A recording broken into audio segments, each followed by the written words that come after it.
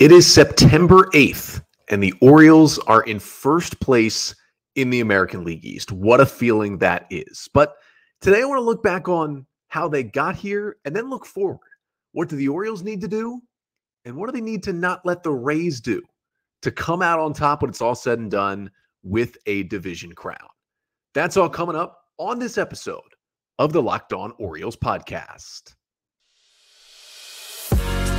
You are Locked On Orioles, your daily Baltimore Orioles podcast. Part of the Locked On Podcast Network, your team every day.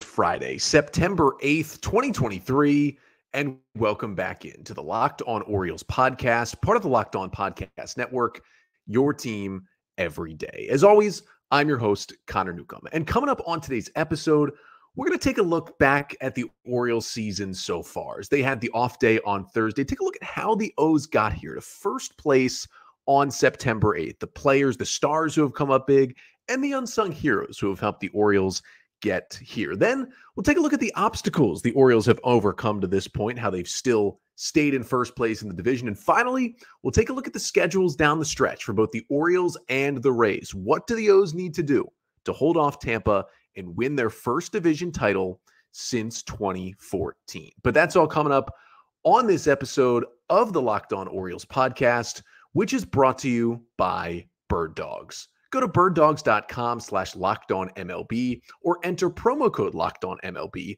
for a free water bottle with any order of their amazing shorts or pants. You won't want to take your Bird Dogs off. We promise you that. So let's jump right into it today. The O's had the off day on Thursday after sweeping the Angels in Anaheim during the week, ending up with a nice little West Coast swing. Orioles win 5 out of 6 in Arizona and then in Anaheim. It's a very weird road trip, though, right? They get the day off Thursday, and the road trip continues in Boston for a 3-game series at Fenway against the Red Sox this year. And for the Orioles, the first time they've been at Fenway in a while. I mean, this season has been kind of weird for the O's to this point where they've only played one series at Fenway. It was to open the season. Then about a month later, they played the Red Sox at home, then didn't play them forever. Then in early September, they've got a 3-game series at Fenway. And then to finish the season, they've got a 4-game series at home against the Red Sox. Kind of weird scheduling, but we will touch on briefly kind of a look ahead at Orioles and Red Sox this weekend. But I wanted to kind of start with, a look back, an Orioles reset on how this season has gone. Because, the O's at this point, they are 88-51. We'll talk about this in a little bit. As I'm recording here on Thursday evening, the Mariners are leading the Rays 1-0 in the 6th inning. I don't know if I expect that to hold, but as I'm recording, it's a 3.5-game lead for the Orioles over the Rays. It'll either be 3 or 4 games with the Rays playing and the Orioles not here on Thursday. But, the O's have the best record in the American League, second best record in baseball. They're only 2.5 games behind the Braves at this point. But how'd they get here? Because, the O's don't really dominate in any one thing, stat category-wise. I mean, you look back on what this season has been. The offense has been good. Orioles 7th in runs scored, entering play on Thursday in Major League Baseball. All these stats will be entering play Thursday as well. 9th in batting average, 12th in team OPS. That's solid offense, but they haven't really done it with power. I mean, they're 18th in home runs. You got Anthony Santander, who's been great lately, leading the team with 27 homers. But, it's really him, Mountcastle, and Henderson that have provided the power for this team. Otherwise, it hasn't been a lot of it. And some of that has had to do with the wall being moved back in Baltimore and the park not playing as much as a hitter's park as it used to. But it's just a good, solid, deep offensive team. There is not a glaring hole out there in terms of everyday players. Certainly Jorge Mateo has had his struggles, but pretty much everybody else has at least produced when they're out there. And even Mateo was one of the best players in baseball if you go back to April. And then on the pitching side, it's kind of a similar thing. They are not like elite and dominant anywhere, but they're not bad in any categories. And that's really what has helped the Orioles this season. Like 12th in team ERA, right? That's fine. The top 12 teams in baseball generally, or at least 12 teams, do make the playoffs. 7th in strikeout percentage has been a really good step forward for the Orioles. They set a new franchise record for strikeouts in a season, and they still got, more than 3 weeks to play. 10th in walk percentage, that's pretty good. They're keeping away from the free passes, but if you break it down, it's 15th in starting pitcher ERA. They're basically league average, and they've been 4th in bullpen ERA, but a lot of that has been their 2 all-stars in Yennier Cano and Félix Bautista, who we'll talk about in a bit. But that's kind of how they built this team, right? It's been a shaky middle relief, but a really good end of the bullpen, a deep lineup that doesn't necessarily have a lot of stars, and just a really, really solid starting rotation.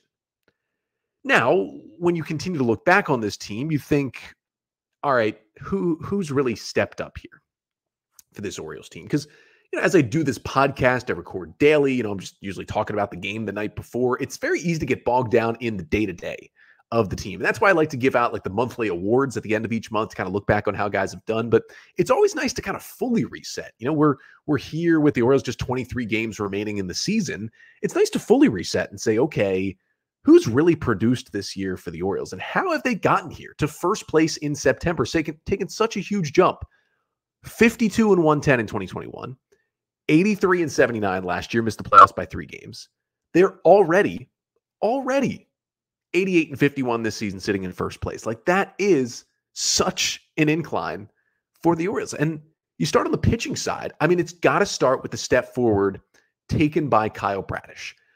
139 and 2/3 innings in 25 starts so far this year. He is set to start tonight's game in Boston against the Red Sox. A 3.03 ERA is 3rd best among American League qualified starters. Only Sonny Gray and Garrett Cole have been better among AL starters that are qualified for the ERA title.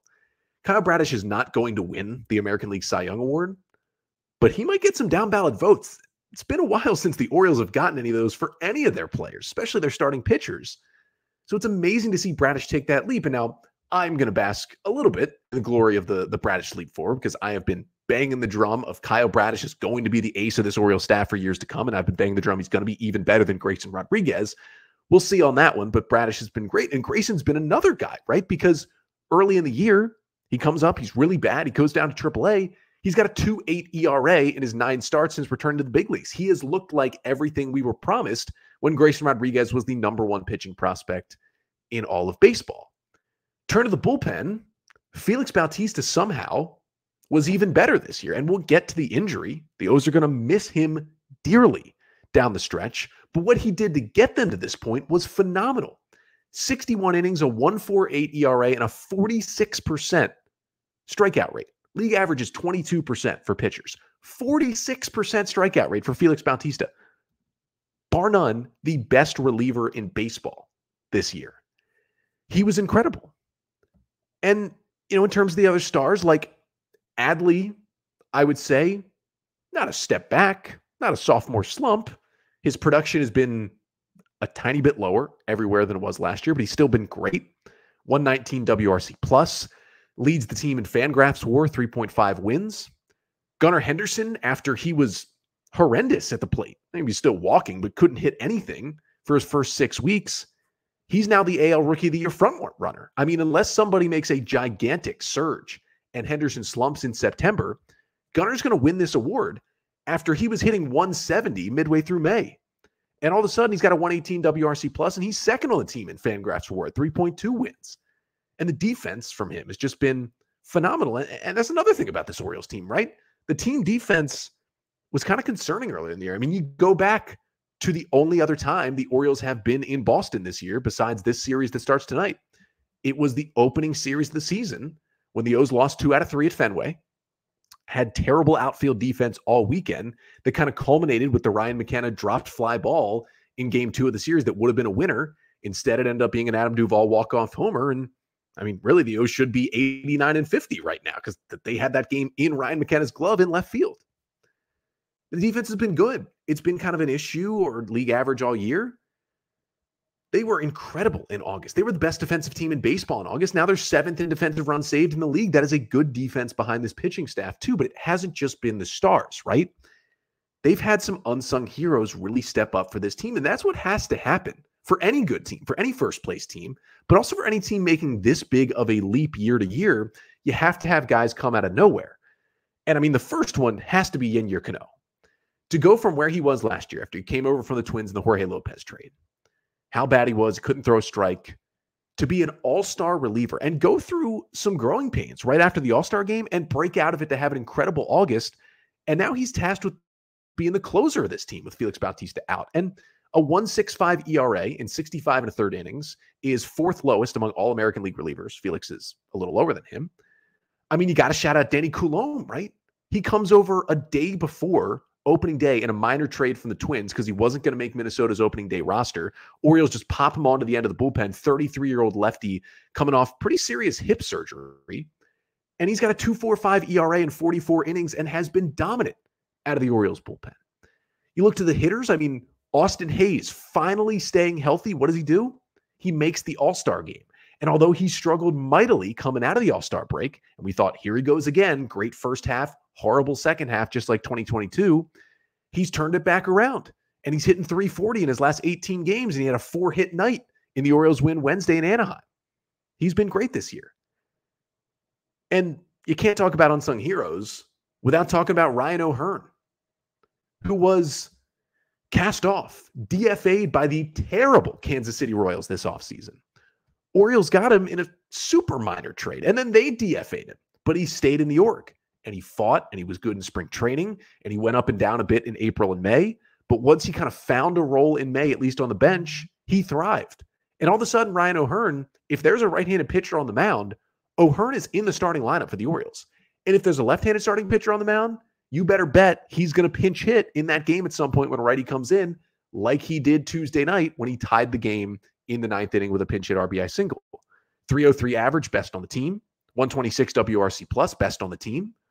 O'Hearn isn't qualified for a lot of stuff because he's still been not an everyday player and he didn't play a whole lot the first 6 weeks to 2 months of the season. But he's been unbelievably important for this team. And that's kind of how you have to look at this O's team and how they've gotten here, right? Like they've got some stars, but this team more than any other team, I think, in Major League Baseball right now is more the sum of its parts than any stars. Yeah, you can talk about the Braves, how deep their lineup is, but that's because their lineup is full of stars. The Orioles lineup is deep in a different way in that, yeah, they got some names that jump off the page like Adley Rutschman and Gunnar Henderson, but nobody would know how much Ryan O'Hearn's producing, and nobody would know how much Ryan Mountcastle's been producing since coming back from vertigo. And nobody would know, that Adam Frazier's found some sneaky power or that Austin Hayes, finally figured it out. And Anthony Santander is a legitimate middle of the order power bat, and how good Jordan Westberg has been under the radar since he's been called up. And all these guys who have this team, it's just the depth. Really, that's the number one thing, the depth that has gotten the Orioles here. But it hasn't been, all amazing stretches for the Orioles. They have had to overcome some obstacles this year. They've done a great job of doing it, but there's been some hits they've taken. So coming up next, I wanted to kind of talk about a few of those this year, right? Like what they overcame to get to this point, to be in first place in September. That's coming up next. But first, this episode of the Locked On Orioles podcast is brought to you by Bird Dogs. Bird Dogs, they make you look good. They're a great pair of shorts, great pair of pants. They look good on me. They'll look good on you. But here's the thing. The fit and the comfort is so much more than the look. And the look is amazing. Bird Dog shorts, basically, they fit way better than those regular shorts that have those restricting cotton. Bird Dogs fixed the issue by inventing cloud knit fabric that looks just like khaki, but stretches so you can get a way slimmer fit without having to sacrifice movement. And the Bird Dogs, they are so comfortable, especially to wear in this summer heat. I mean, we are getting a record heat wave in Baltimore in September this week. I've been wearing the Bird Dogs as much as I can because they keep me cool. They've got anti-stink, sweat-wicking fabric that keeps you cool and dry every single day and all day. I've got 3 pairs of the Bird Dogs. I wish I had 7. I might end up with 7 because I want to wear them every single day in the summer. So go to birddogs.com/lockedonmlb or enter promo code LOCKEDONMLB at checkout for a free Bird Dogs water bottle with your order. That's birddogs.com/lockedonmlb for a free water bottle at checkout. You do not want to miss the water bottle. You do not want to miss these amazing Bird Dogs. And you won't want to take your Bird Dogs off. We promise you that. So we're here doing a little bit of an Orioles reset on this season right now. They're 88-51. They're in first place in the AL East on September 8th. They had an off day Thursday. Talked about what made this team good. Who has stepped up, who's been great. But Also want to talk a little bit about the obstacles this team has had to overcome, because I will say, among teams in Major League Baseball, the Orioles, over the last 2 seasons, as they've taken this leap after leap in 2022 and 23, they've had a lot of really good injury luck, I would say. Like, they haven't had a lot of major injuries. The big one last year was John Means, and the big one this year has been Félix Bautista. I mean, you could say Dylan Tate, but he's still a middle reliever at the end of the day.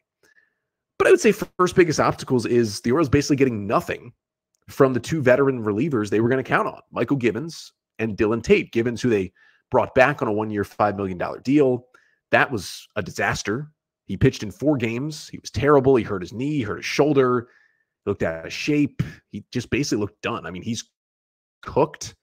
And combine that with the Michael Givens off the field issues, I can't believe they brought him in the first place. And I'm not upset he's not here anymore. But that was a veteran reliever they paid $5 million for to help the team, and he didn't. Dylan Tate was the one that hurt even more, though. I mean, such a steadying presence for the Orioles, kind of 7th and 8th innings over the last few years.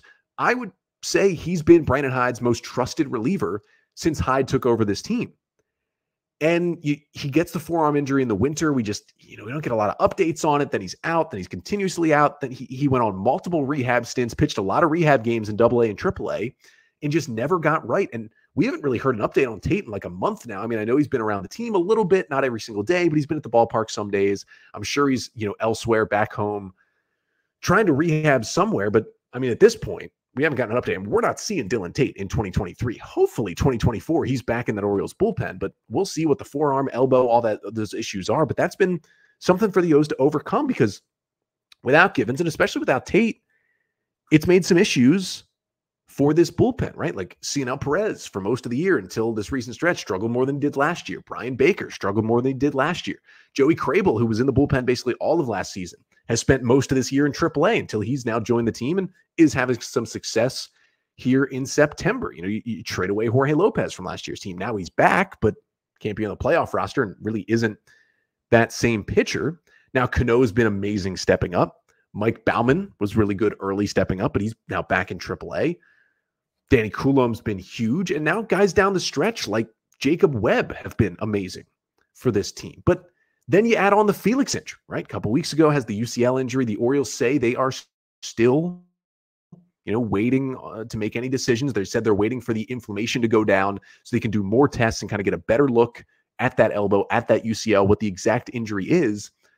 But I still feel like best case scenario and best news is Félix is ready to go in 2024. I just don't see any scenario at this point. This isn't inside information. This is just me looking from the outside. I don't see any scenario where Félix Bautista pitches again for the Orioles in 2023. I do think best case scenario is back next year. Worst case, he gets TJ and we don't see him until 2025. I mean, that's the best closer in baseball. And although the O's had him most of the year and he was huge getting the O's into first place, like I talked about, it's going to hurt not having him down the stretch. But they've been solid since he went down with the injury. And I mentioned John Means, they still haven't had him. He was supposed to be back around July, had a non-arm setback during his rehab, kind of a back setback, and he is still not pitched for the Orioles. Now, he did make his final rehab start in AAA on Wednesday, and it looks like he will rejoin the team finally this weekend. At some point next week, we'll see him pitch in an Orioles uniform for the first time since April of 2022.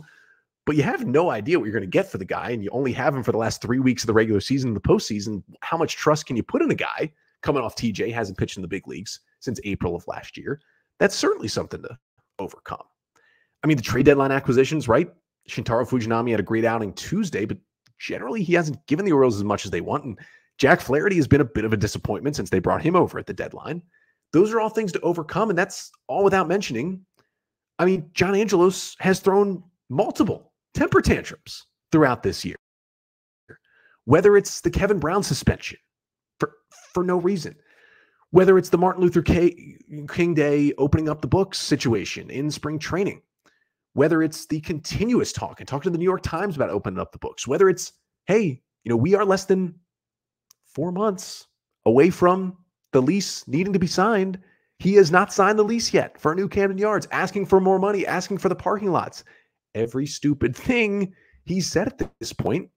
Luckily, it hasn't distracted the players on the field, but certainly taken away from all the greatness they've done from a media perspective, because they've got a clown owning this team. But the Orioles have just continued on and have kept themselves in first place. And, that's not a full season recap. Like, whenever this amazing season is over, we're really going to dive in. We'll probably spend an entire week of episodes dedicated to just how special this season was, whether they win the World Series or not. But that was kind of a quick look at just, how good it's been for the O's, how they got here. But the next step, of course, is what is next. And we can dream about, all we want, what the O's can do in the playoffs. Can they really win a World Series? But to make your odds much better of doing that, your next step is winning this division. And they've got the lead right now over the Rays. But the Tampa Bay Rays, despite all their injuries, are a very good team. And they are on the O's heels. So what do the Orioles need to do down the stretch here in September to win their first division title since 2014? We'll take a look at the schedules and break it all down to finish off the pod coming up next. But first, this episode of the Locked On Orioles podcast is also brought to you by FanDuel Sportsbook. Now, the NFL season, it started last night. I can't believe it's already here, but it did. And you can get ready for the NFL season with incredible offers from FanDuel, America's #1 sportsbook. Right now, new customers can bet $5 and get $200 in bonus bets guaranteed. Plus, all customers who bet $5 will get $100 off NFL Sunday Ticket from YouTube and YouTube TV. Now is the best time to join FanDuel. The app is easy to use, and you can bet on everything from spreads to player props and more. So visit FanDuel.com/lockedon and kick off the NFL season with an offer you won't want to miss. FanDuel, official partner of the NFL. So we're back here to kind of finish up this Orioles reset episode here after an off day Thursday, as the Orioles back in action tonight to finish off this road trip against the Boston Red Sox. 3 games coming up this weekend at Fenway Park. First time the O's have been there since the opening series, when they should have won 2 out of 3, but Ryan McKenna dropped a fly ball and the O's lost 2 of 3 in Boston. They are 3-3 against the Red Sox this year. This is the first of 7 games they play against Boston here in September to finish up the season. And game 1 will be tonight. It'll be a 7:10 p.m. Eastern time start. Kyle Bradish, the Orioles Cy Young contender, will get the ball for the Orioles in this one. Bradish, who did not start in that first series in Boston, has a 3.03 ERA on the season, has just been magnificent all year for the Orioles. 25 starts, seemingly almost all of them have been great. His last time out in Arizona, 6 innings, 4 hits, 2 runs, 6 Ks, and 3 walks. And he will go up against the right-hander Tanner Houck with kind of that sidearm, interesting delivery. The 27-year-old Houck has not been as good this year. In 81 2/3 innings, he's got a 5.07 ERA. His last time out wasn't great either. Against the Royals, 5 innings, 4 runs on 7 hits with 5 Ks and 1 walk in that series. Now, Houck did pitch against Baltimore in Boston in that first series. It was 5 innings of 3-run ball against the O's, 5 hits, 5 Ks, 1 walk, and 2 home runs allowed in that start. And then he also started in Baltimore on April 26th. Very similar start, 5 innings, 4 runs, 7 hits, 2 strikeouts, and 2 walks. Hopefully the O's can get to him again. Then on Saturday, it's a 4:10 p.m. Eastern time start. Jack Flaherty will go for the Orioles, trying to kind of bounce back from what's been a tough go of it with the O's. Overall, a 4.84 ERA on the season with the Cardinals and the Orioles. Last start in Arizona, got some bad calls from the umpire in that 5th inning, but otherwise 4 2/3, 4 runs, 6 hits, 7 Ks, and 1 walk. But Flaherty will go up against the left-hander Chris Sale, who will get the ball for the Red Sox in the Saturday game. 4.46 ERA for Sale in 82 2/3 innings this year. Coming off a solid start his last time against the Royals, 5 scoreless with 5 strikeouts on just 2 hits allowed. Now, Sale did face the Orioles in game 2 of the season in Boston. The O's teed off 3 innings, 7 runs on 7 hits, 6 Ks, 2 walks, a hit batter, and the Orioles hit 3 homers against him in that one. He then faced the Orioles again, April 24th in Baltimore, and guess what?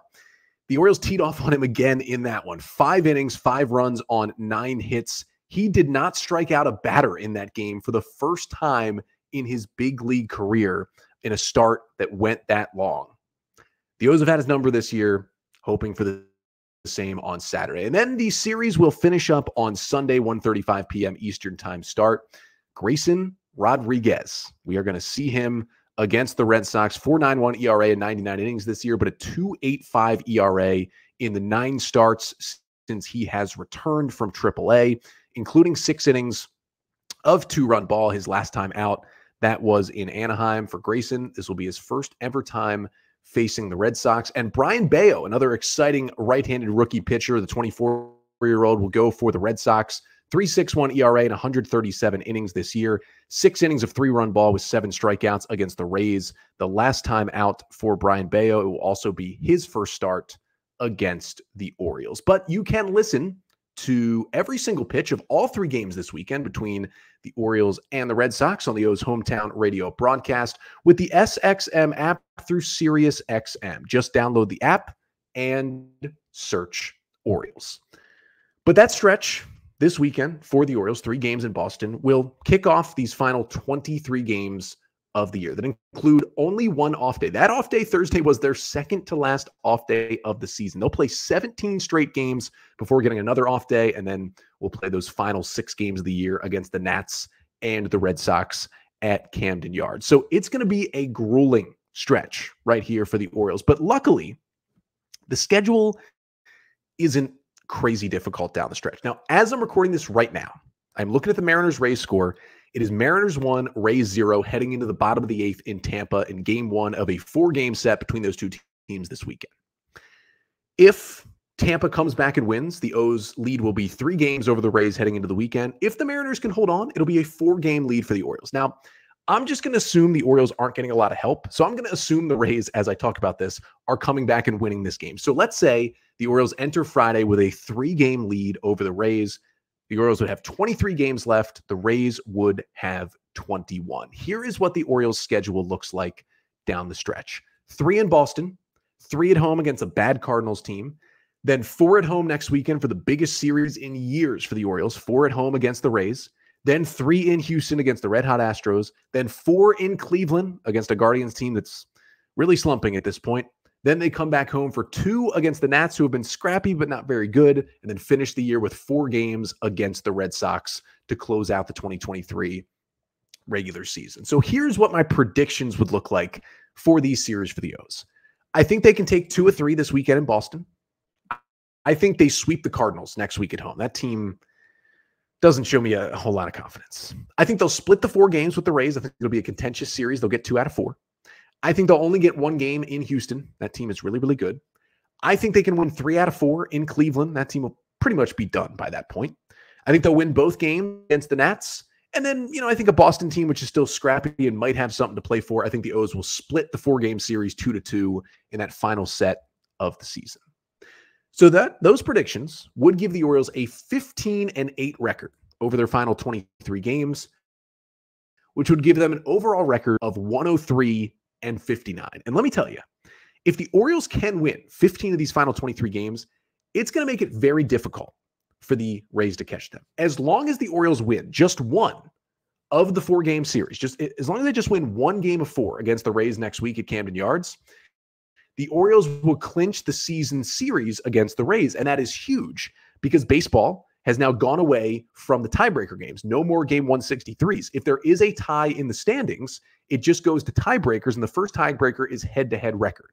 So as long as the O's can win 1 out of 4 against Tampa, which I certainly think they'll do at home, they will have the tiebreaker, which means even if the 2 teams finish with the same record, the O's will be awarded the division victory and get the number 1 seed and get the bye into the ALDS. So for there to be any reason for the O's not to win the division, Tampa has to finish ahead of Baltimore in the standings. So if the O's went 15-8 down the stretch, there's my prediction. Tampa Bay would have to go, and this is assuming they win the game they're playing in right now against the Mariners, they would have to go 18-3 in their final 21 games to pass the Orioles in the standings if the O's went 15-8. The way the O's have played this year, I don't think 15-8 is a crazy stretch. And Tampa would have to go 18-3. And you may be asking, well, what does Tampa's schedule look like? Because the O's schedule really isn't too bad. Is Tampa's that easy? Luckily for the O's, it is not. I just mentioned they're hosting Seattle, a good playoff team fighting for a division title of their own for 4 games this weekend. Then they go to Minnesota for 3 games. Twins, not the best team in the world, but they are in first place and they are a playoff team. Then they come to Baltimore, as I talked about, for the 4-game set. Then they do host the Angels. Then they host Toronto for 3, go to Boston for 2, and then go back to Toronto for 3 games to end the season. That is a lot more playoff contenders that the Rays are playing than the Orioles are. If I'm making my Rays predictions, I think they take 3 out from Seattle. I think they take 2 out of 3 in Minnesota, split the Baltimore series, sweep the Angels, and then take 2 out of 3 from Toronto, win both in Boston, and then take 2 out of 3 in Toronto. That's a really good end of the season. That is a 15-6 stretch for the Rays to end the season. That still only puts them at 101-61, which would be 2 games behind the Orioles. All of this is to say, if the O's just handle their business and get at least 1 win in the 4-game series against Tampa next week, they are going to win this division. I feel like I said 15-8. If the O's can go 14-9 with at least 1 win against Tampa in these final 23 games, I think that's the number you're shooting for that makes you feel secure you're going to win the division. 14-9 with at least 1 win against Tampa, I think that's going to do it. Now, if you can go 14-9 with 2 or 3 or 4 wins against Tampa, I mean, that's going to lock it down. You're going to create so much distance in that series. But even with just 1 win versus the Rays and 14 out of 23, O's have done much better than 14 out of 23 plenty times this year against better teams. All of this is to say, feels like the O's are set up pretty well right now to win this division. Now, they still got to handle their business. And it'd be nice to get a little help from some other teams playing the Rays. Like hopefully the Mariners get these final 5 outs. But the O's have put themselves in good position. It is time to finish strong and win this AL East title. And hopefully they can do it. And the first step towards it is this weekend in Boston. Talked about that 3-game series at Fenway Park against a Red Sox team that, hey, you know, they haven't been amazing this year, but they're 72-68.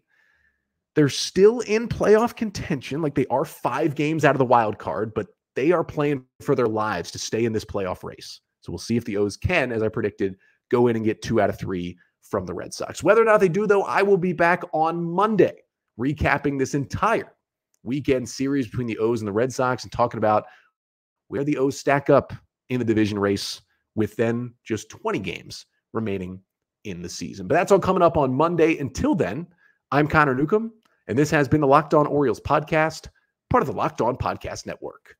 Your team every day.